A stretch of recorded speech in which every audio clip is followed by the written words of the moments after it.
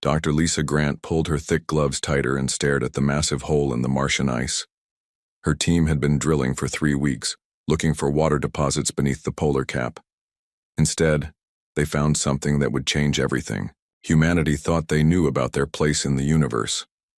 The metal structure gleamed under their work lights. It was not made by human hands. The surface showed patterns that hurt to look at for too long, geometric shapes that seemed to twist and change when no one was watching directly. Lisa had been studying alien artifacts for most of her career, but she had never expected to find one on Mars.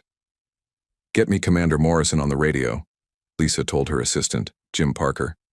"Tell him we need military backup here right now." Jim looked worried as he worked the radio controls. The whole team felt the same way.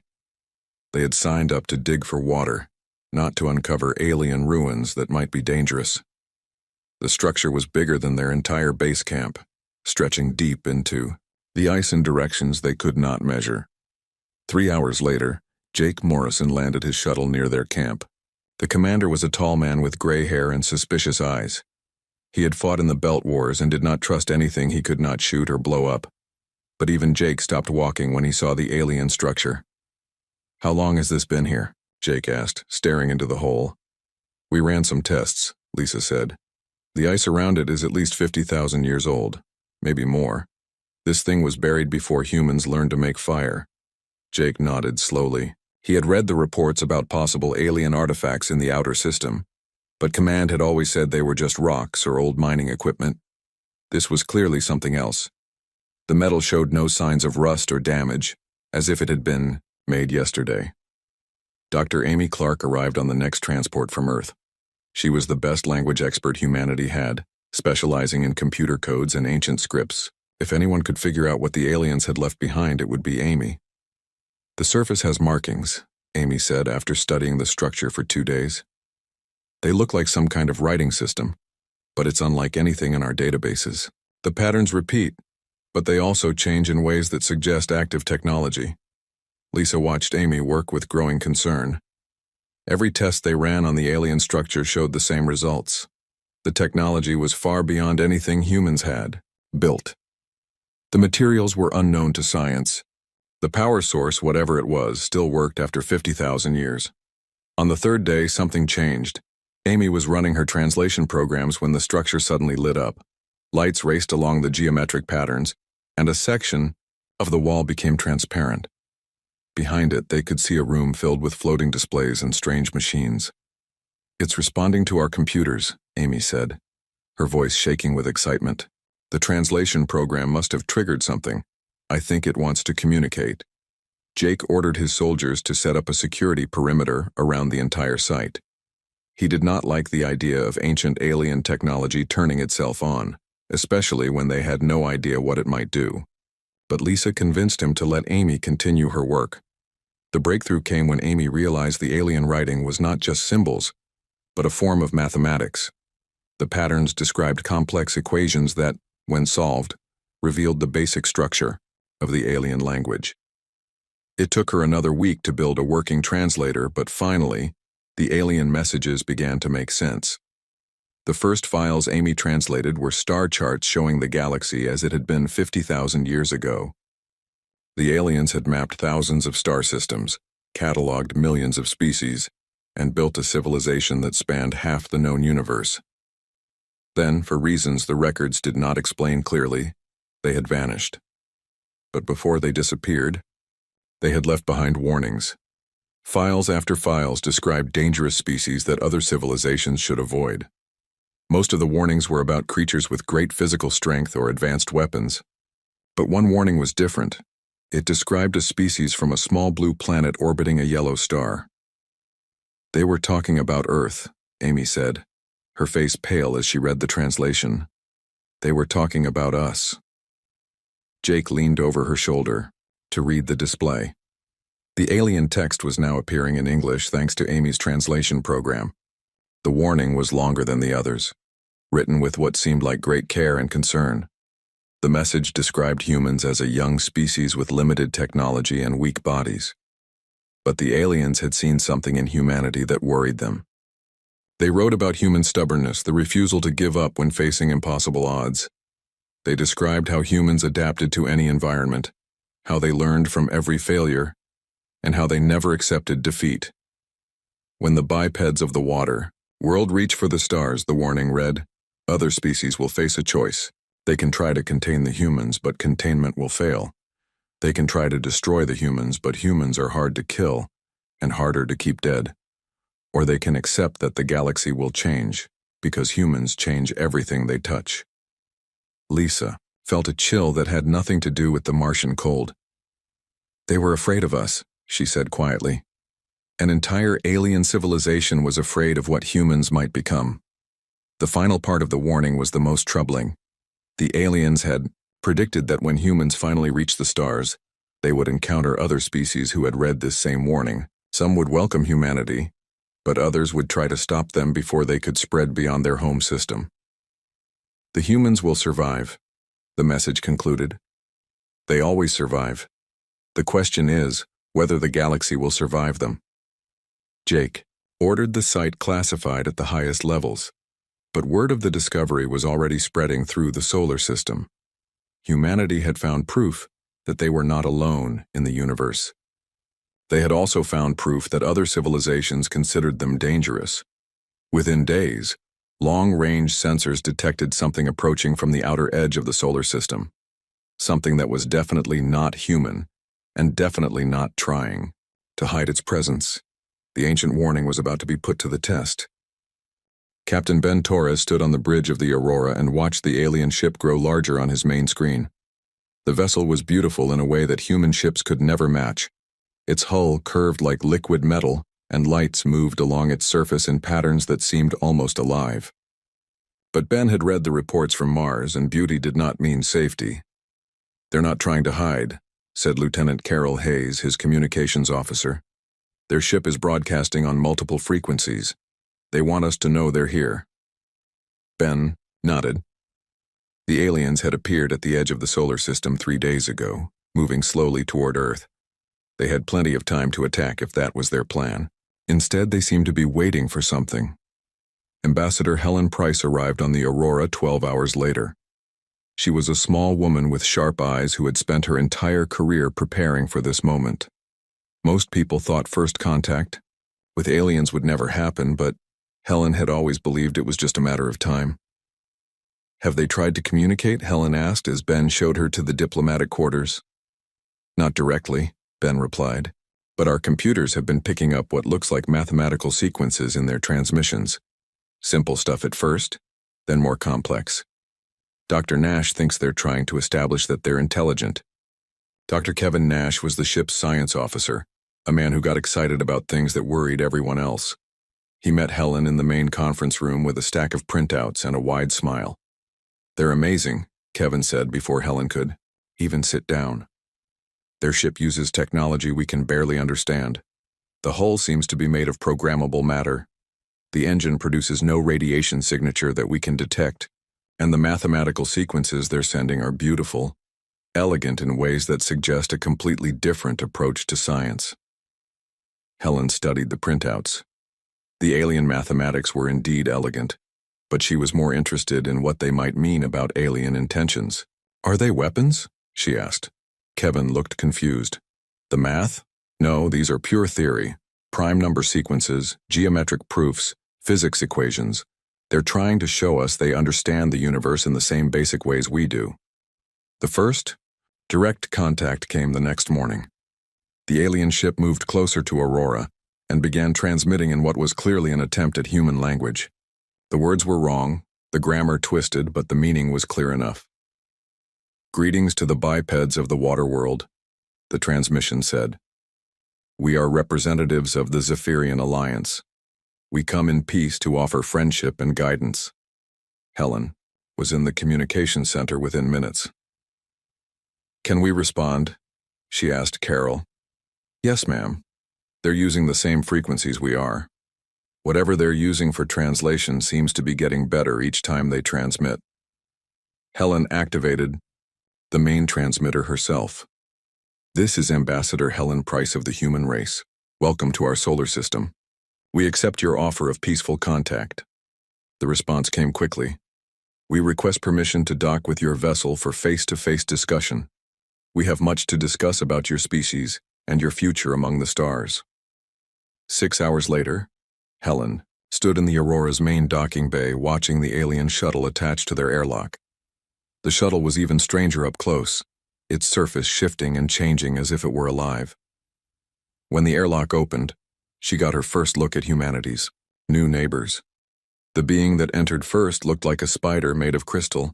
It moved on 6 legs that clicked against the metal floor, and its body reflected the lights in ways that made Helen's eyes water. When it spoke, the words came from a device attached to what might have been its head. I am Coordinator Vex 9 of the Zephyrian Alliance, the alien said.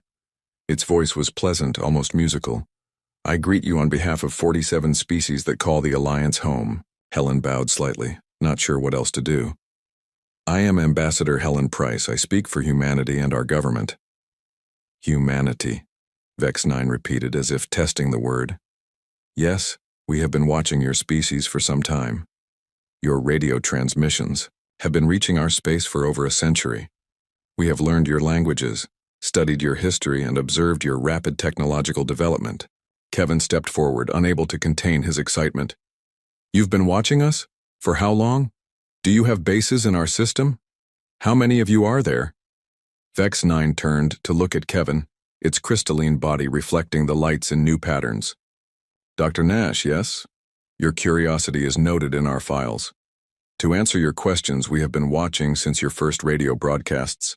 We have no permanent bases in your system, but we have observation posts on the edge of your solar influence.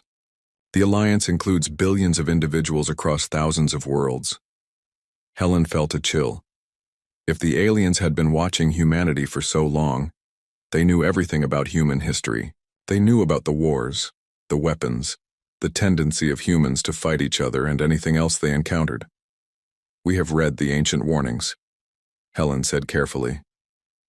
We know that some civilizations considered humanity dangerous. The patterns of light moving across Vex 9's body suddenly stopped. The alien stood perfectly still for several seconds before responding. The ancients were wise. Their warnings have guided Alliance policy for many generations. You have been classified as a Class 7 emerging threat. Threat? Ben stepped forward, his hand moving instinctively toward his weapon. We haven't threatened anyone. We've barely left our own solar system. The threat is not what you have done, Vex 9 explained patiently. The threat is what you might do. The ancients studied your species long before you developed technology. They saw patterns in human behavior that concerned them greatly. Kevin looked confused. What kind of patterns? Vex 9's body began reflecting. Lights again, but the patterns were different now, almost agitated. Humans do not accept limitations. When faced with impossible obstacles, other species adapt or retreat. Humans find ways to make the impossible possible. When other species encounter superior force, they surrender or negotiate. Humans find ways to win against superior force. Helen began to understand. You're afraid we'll upset the balance of power in the galaxy. The Alliance has maintained peace for 3,000 years, Vex 9 said. We have established territories, trade agreements, and conflict resolution procedures that work for all member species. But humans change everything they encounter. The ancients predicted that your arrival would force changes throughout the galaxy. Changes like what? Helen asked. Vex 9 was quiet for a long moment. Your species has a saying, the needs of the many outweigh the needs of the few. Most species accept this logic, but humans also believe leave no one behind. These two ideas cannot both be true, yet humans act as if they are. This creates unpredictable behavior that makes other species nervous. The conversation continued for hours. Vex 9 explained that the Alliance had debated what to do about humanity for decades. Some members wanted to make contact early and guide human development. Others wanted to wait and see if humans would destroy themselves. A few had suggested more direct intervention. Finally, Vex 9 revealed the real reason for their visit. The Alliance has decided to offer humanity a containment partnership. You will be given advanced technology, access to our scientific databases, and protection from hostile species. In exchange, you will agree to limit your expansion to this solar system. The offer was generous. Humanity would gain centuries of technological advancement overnight. Disease, hunger, and energy shortages would become things of the past. But the price was clear. Humans would have to give up their dreams of exploring the galaxy. Helen looked at Ben and Kevin, seeing her own thoughts reflected in their faces.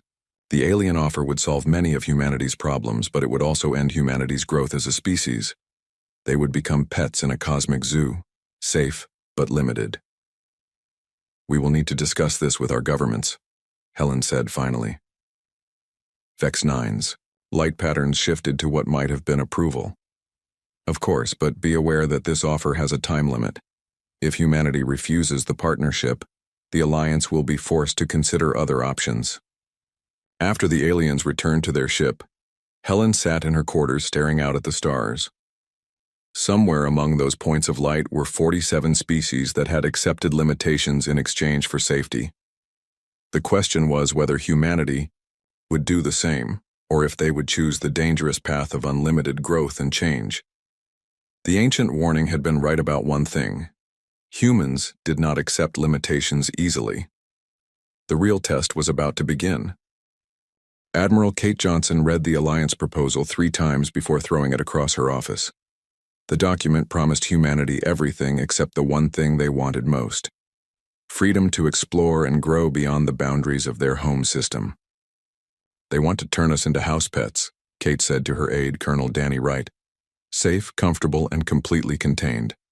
Danny picked up the scattered papers and set them back on Kate's desk. The technology transfer alone would advance our civilization by centuries. No more energy shortages, no more diseases we can't cure, no more wondering if we're alone in the universe. Kate stood and walked to the window of her orbital office. Earth turned slowly below, blue and white and beautiful, but she could also see the construction platforms where humanity was building their first real interstellar ships. Those ships represented the dreams of every human who had ever looked up at the night sky and wondered what was out there. Freedom isn't negotiable, Kate said firmly. Send a message to Coordinator Vex 9. Tell them humanity respectfully declines their generous offer. The response came within hours. Vex 9 requested another meeting, this time with Admiral Johnson herself. The alien delegation arrived at the space station 2 days later, and Kate could see the tension in their movements as they entered the conference room. You have made a dangerous choice, Vex 9 said without any greeting. The Alliance hoped humanity would accept wisdom and safety over uncertainty and risk. Kate leaned back in her chair. Humans have never been good at accepting limits.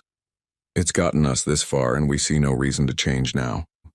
The light patterns across Vex 9's crystalline body shifted to what Kate was learning meant agitation or concern. The ancients warned of this stubbornness. They predicted that humans would choose risk over safety, growth over stability. This is why your species was classified as a threat. A threat to what? Kate asked. Your comfortable arrangement? Your 3,000 years of peace? Maybe the galaxy needs some change. Vex 9 stood perfectly still for several seconds. When the alien finally spoke, its voice carried what sounded like sadness. The Alliance cannot allow humanity to expand into the galaxy without proof that your species can coexist with others. The ancients left us a testing protocol, designed to measure not just your capabilities but your fundamental nature. Kate felt her blood chill. What kind of tests? 3 scenarios that will determine humanity's fate, Vex 9 explained. These challenges will measure your technological adaptability, your biological resilience, and most importantly, your moral character under extreme pressure. If you pass all 3 tests, humanity will be welcomed as a full member of the Alliance. If you fail any test, you will be contained by force or eliminated as a galactic threat. The first test began without warning. Long-range sensors detected a massive asteroid that had somehow changed course, now heading directly for Earth's moon. The projected impact would shatter the moon and shower Earth with debris, ending human civilization within months. Kate immediately mobilized every resource humanity had. Engineer Matt Cooper led the emergency response from Luna Base, coordinating with teams across the solar system. The asteroid was larger than anything humans had ever tried to move, traveling faster than their most powerful ships could match. We need every available ship, every mining platform, every piece of equipment that can generate thrust or gravitational fields, Matt told his team. This is not a drill. This is extinction or survival, and we have 6 weeks to figure it out. Working around the clock, human engineers began assembling a solution that was part desperation and part genius. They cannibalized mining equipment to build massive gravitational field generators. They repurposed cargo haulers as tugboats. They even stripped the engines from decommissioned military vessels to create temporary thrust platforms. Dr. Nina Bell monitored global communications during the crisis, expecting to see the usual human pattern of panic and political maneuvering. Instead, she witnessed something that surprised her. Every nation on Earth had immediately contributed their resources to the defense effort. No one tried to use the crisis for advantage. No one held back their best technology or demanded payment for assistance. It's like the entire species suddenly remembered they're all human, Nina reported to Kate. I'm seeing cooperation levels that we've never achieved before, even during the Belt Wars. The solution Matt's team developed was crude but effective. Instead of trying to stop or destroy the asteroid, they planned to use gravitational fields to gradually change its course. The process required precise coordination between dozens of ships and platforms, all working together to nudge the massive object away from its collision path. With 1 week left before impact, the plan began to work. The asteroid's trajectory shifted by degrees, then by miles, then by thousands of miles. But the effort required everything humanity had. Every available ship was committed to the operation. Every energy reserve was being drained. Coordinator Vex 9 and a delegation of Alliance observers watched from their ship as the asteroid finally cleared Earth's gravitational field. The alien delegation had offered no assistance, claiming that intervention would invalidate the test results. Interesting, Vex 9 communicated to the Alliance fleet. The humans succeeded through adaptation and cooperation, exactly as the ancient warnings predicted. Their technology was insufficient, so they modified everything they had. Their individual capabilities were limited, so they worked as a unified species. The first test was complete, but Kate knew this was only the beginning.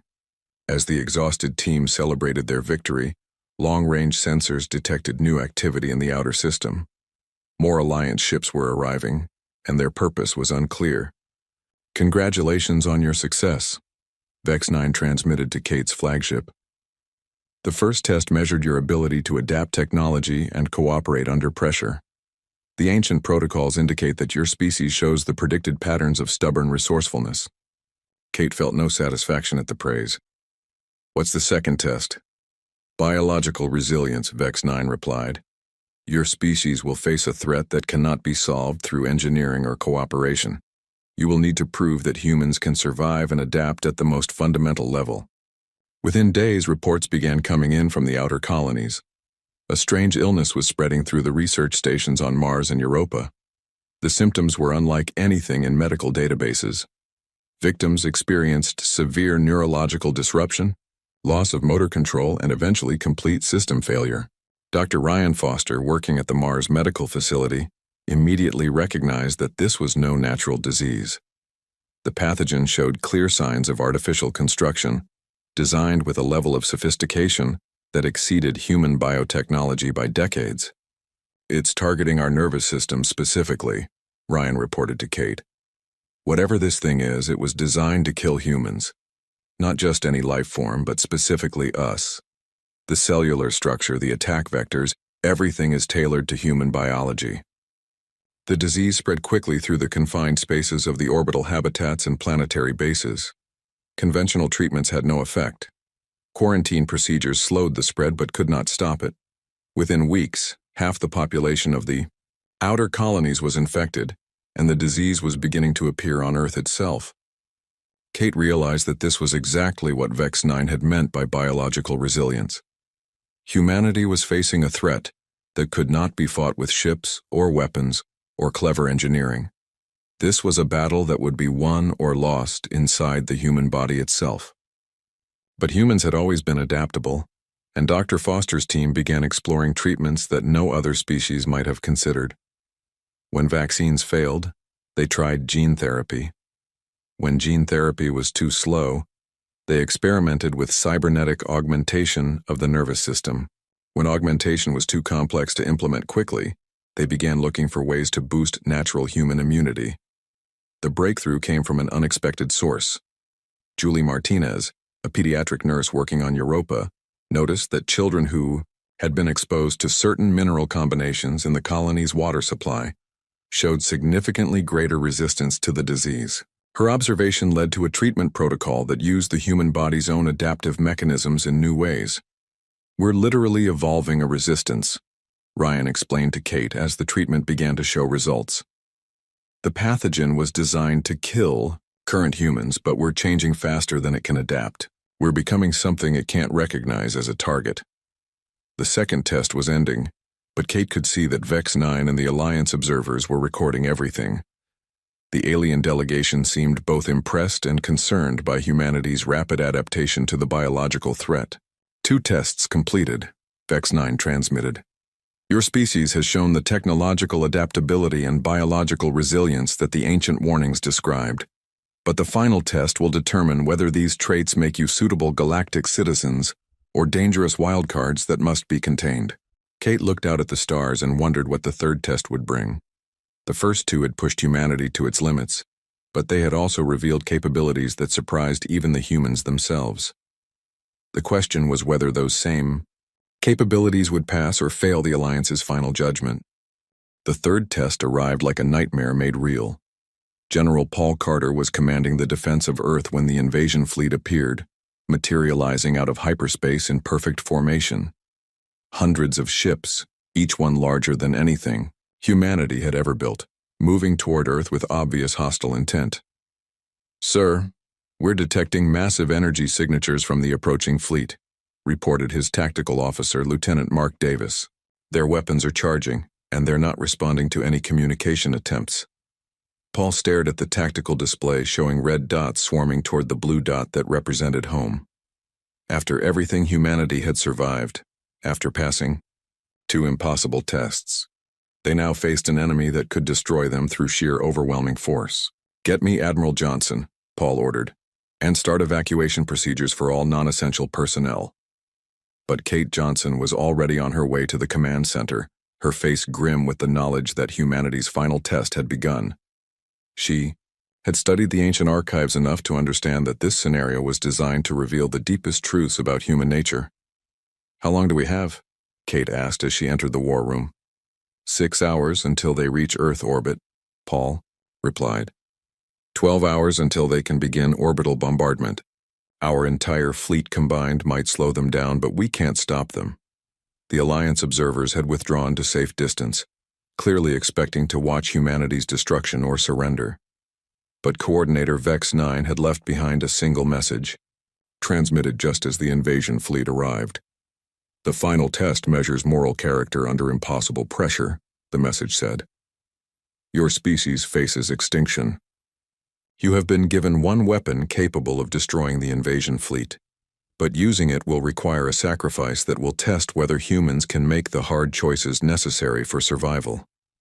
Kate felt her heart sink as she read the technical specifications for the weapon. It was some kind of quantum resonance device that could destroy the entire invasion fleet instantly, but the power requirements were enormous. Generating enough energy would drain the life support systems of every major city on Earth. Half of humanity would die from the weapon that saved the other half. "This is insane," Paul said after reviewing the data. "They're asking us to commit genocide against ourselves to save ourselves. What kind of test is that?" Dr. Gary Phillips, the mission psychologist, had been studying the ancient archives for months. "It's not testing our willingness to sacrifice," he said quietly. "It's testing whether we'll accept their solution as the only option."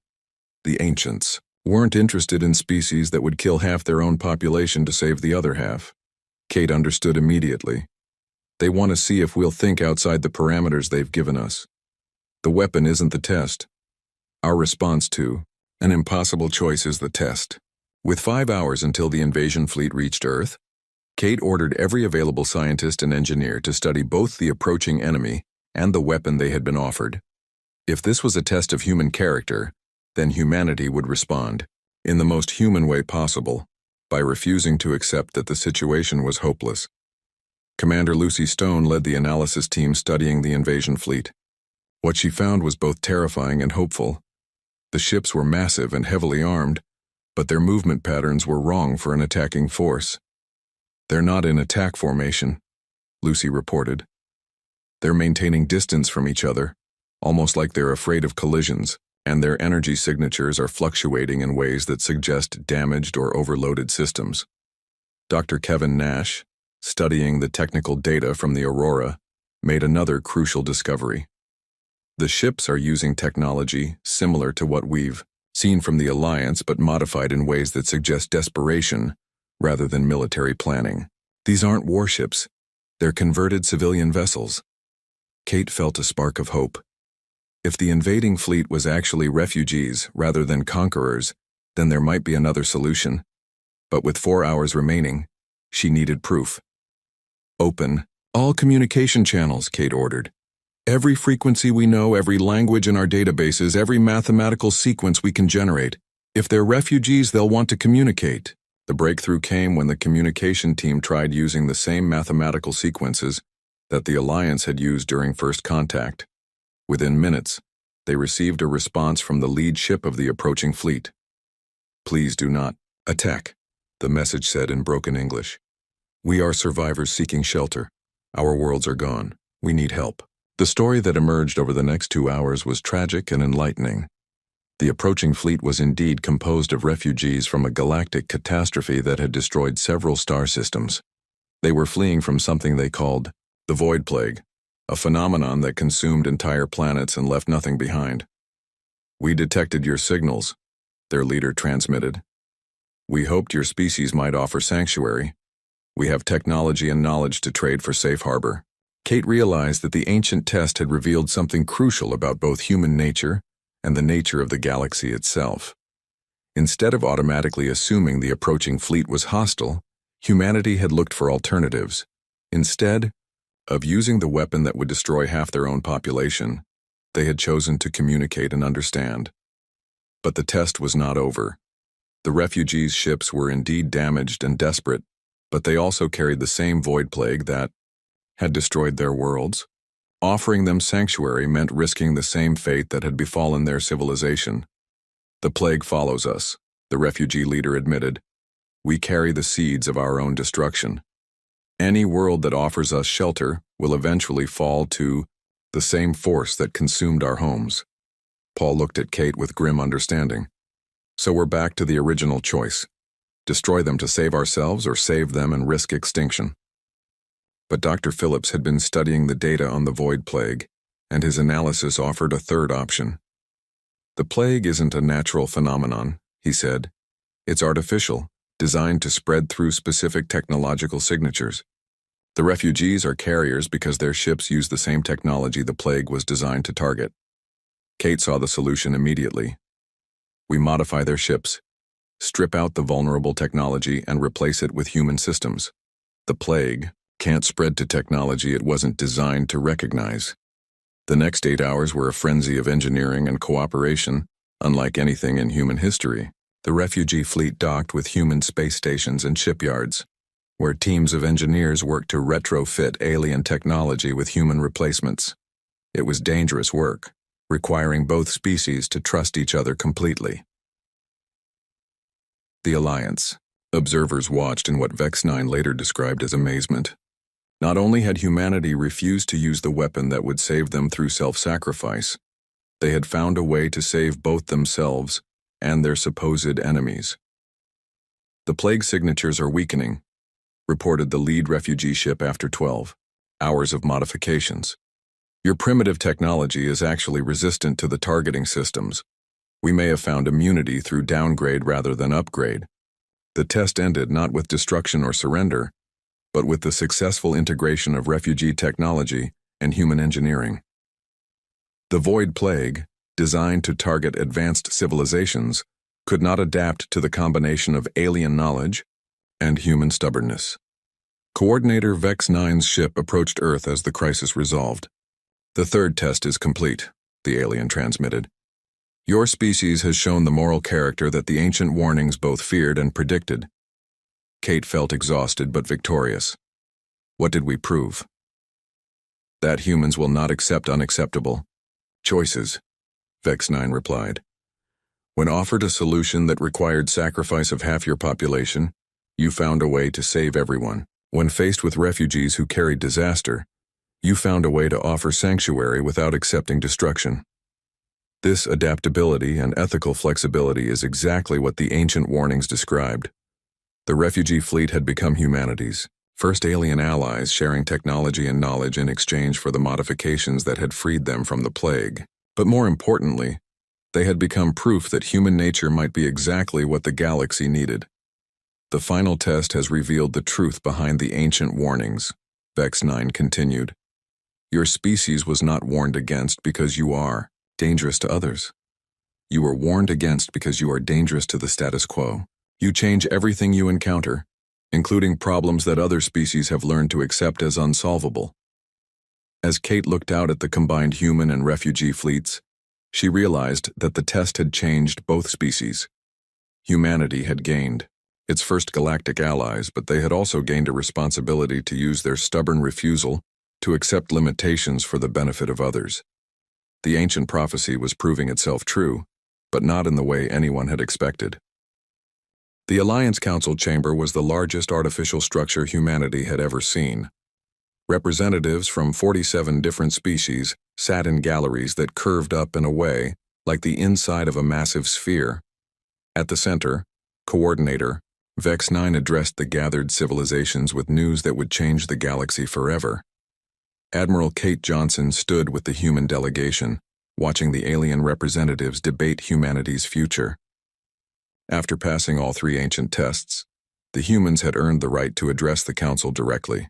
But Kate could see tension in the way different species grouped themselves, could hear argument in the musical tones and electronic pulses that served as their languages. "The test results are clear," Vex-9 announced to the assembly. "Humanity has demonstrated the technological adaptability, biological resilience, and moral flexibility that the ancient warnings described. But the Council must now decide what these capabilities mean for galactic stability." A being that looked like a tree made of metal rose to speak. Its voice came through the translation system as a series of chimes that became words. "The Corvin Republic has studied the test recordings. These humans show dangerous instability. When faced with extinction, they refused logical solutions. When offered safety, they chose risk. They will disrupt established order." Kate felt her anger rising, but Ambassador Helen Price placed a restraining hand on her arm. Helen had spent months studying alliance politics and understood that this debate was about more than humanity's admission. It was about whether the galaxy was ready for the changes that humans would inevitably bring. Another species representative stood. This one resembled a floating jellyfish made of pure energy, pulsing with lights as it spoke. "The ethereal collective disagrees. The humans showed innovation where we saw only limitation. They found solutions where we accepted problems. Perhaps our established order needs disruption." The debate continued for hours. Some species saw humanity as a threat to 3,000 years of peace and stability. Others saw them as the catalyst for growth that the galaxy desperately needed. A few remained neutral, waiting to see which way the political currents would flow. Dr. Amy Clark, who had first translated the ancient warnings on Mars, studied the proceedings with growing understanding. "They're not really debating whether we're dangerous," she whispered to Kate. "They're debating whether they want to stay the same or grow." Finally, Coordinator Vex-9 called for the human delegation to address the council directly. Kate stepped forward, knowing that her words would determine not just humanity's future, but possibly the future of galactic civilization itself. "Honored representatives," Kate began, her voice carrying clearly through the translation systems. "We understand your concerns. Humans do change things. We change ourselves, our environment, and yes, we change the people and situations we encounter. But change is not always destruction." She gestured to the refugee fleet representatives who had accompanied the human delegation. The Keth survivors would have died carrying a plague they could not cure if humans had accepted that their situation was hopeless. Instead, we found a solution that saved both our species and theirs. Their knowledge combined with our adaptability created something neither could achieve alone. A reptilian species representative raised what might have been a claw, but you also refused the contained partnership that would have kept your expansion limited and controlled. You chose unlimited growth over guaranteed safety. Kate nodded. Because we believe the galaxy is large enough for everyone to grow. The ancient warnings spoke of human stubbornness, but they also spoke of human refusal to abandon others. We don't want to conquer anyone. We want to explore, to learn, and to help solve problems that others have given up on. The metal tree being chimed again. And if your solutions fail, if your changes cause more problems than they solve, then we'll adapt again, Kate said simply. That's what humans do. We try, we fail, we learn, and we try something else. We don't accept that problems are permanent or that limitations are absolute. Dr. Gary Phillips stepped forward with data tablets containing their analysis of the tests. The ancient civilization that left the warnings didn't disappear because they were destroyed, he announced. Our research into their archives shows they chose to transcend physical existence entirely. They became something beyond what we understand as life. The council chamber fell silent. This was new information, something that changed the entire context of the ancient warnings. The ancients didn't warn against humanity because we would destroy other species, Phillips continued. They warned us about humanity because we represent the next step in galactic evolution. Not biological evolution, but social and technological evolution that would force every species to grow beyond their current limitations. Vex-9's crystalline body flickered with rapid light patterns. You claim the ancients saw humanity as a catalyst for universal advancement? Look at what happened during our tests, Kate said. The asteroid threat was solved through unprecedented cooperation between all human nations. The biological plague was cured through adaptation that made us more than we were before. The refugee crisis was resolved by finding solutions that benefited everyone involved. She looked around the chamber, at the assembled species. Each test made us more than we were when we started, but they also made our partners more than they were. The Keth refugees gained immunity to the plague that had haunted them for generations. Your alliance gained proof that problems you thought were unsolvable actually have solutions. The energy being that had spoken earlier pulsed brighter. The ethereal collective moves to accept humanity as full members of the alliance, with unrestricted expansion rights and technological sharing. Privileges. The Corvin Republic objects, chimed the metal tree. Unrestricted expansion could destabilize established territories and trade agreements. Kate saw her opportunity. Then don't make it unrestricted. Give us challenges. Point us toward the problems that your civilizations have given up on, the diseases you can't cure, the territories you can't explore, the conflicts you can't resolve. Let human stubbornness work on the things that are holding the galaxy back. The debate that followed lasted 3 days. Species that had maintained neutral positions for centuries suddenly found themselves arguing for radical change. Old alliances shifted as civilizations considered what galactic society might become with humanity as active participants. When the vote finally came, it was closer than anyone had expected. 24 species voted to accept humanity with full membership rights. 21 voted against, 2 abstained. By the narrowest possible margin, humanity had earned its place among the stars, but the real victory came in the aftermath. 7 species that had voted against humanity's admission approached the human delegation privately, asking for assistance with problems they had previously considered unsolvable. The Corvin Republic, despite their official opposition, requested human help with a mining disaster that had trapped workers for decades. 6 months later, Kate stood on the bridge of humanity's first purpose-built exploration ship, watching new star systems scroll past on the navigation display. The ship carried not just human crew but representatives from 12 different Alliance species who wanted to see how humans approached the unknown. Incoming transmission from the Zephyrian Council. reported the communications officer. They're requesting human assistance with something called the Silent Nebula. Apparently, it's a region of space that destroys any ship that enters it, and they want to know if we can figure out why. Kate smiled. The ancient prophecy had been fulfilled in ways that no one had anticipated. Humanity had not conquered the galaxy through force or superior technology. Instead, they had earned their place by proving that stubborn refusal to accept limitations could be the most powerful force in the universe. "Set course for the Silent Nebula," Kate ordered. "Let's go see what everyone else thinks is impossible." Behind them, Earth continued to turn in space, blue and white and beautiful. But ahead lay infinite possibilities, infinite challenges, and infinite opportunities to prove that humans could change the galaxy for the better. The ancient warnings had been right about one thing: humanity would indeed change everything they touched. What the ancients had not foreseen was that sometimes everything needed to be changed. As the ship jumped to hyperspace toward their first impossible challenge, Kate thought about the refugees they had saved, the plague they had cured, and the asteroid they had diverted through pure stubbornness and cooperation. Each crisis had revealed not just human capabilities, but human character. The galaxy was about to discover what the ancient warnings had really been trying to say.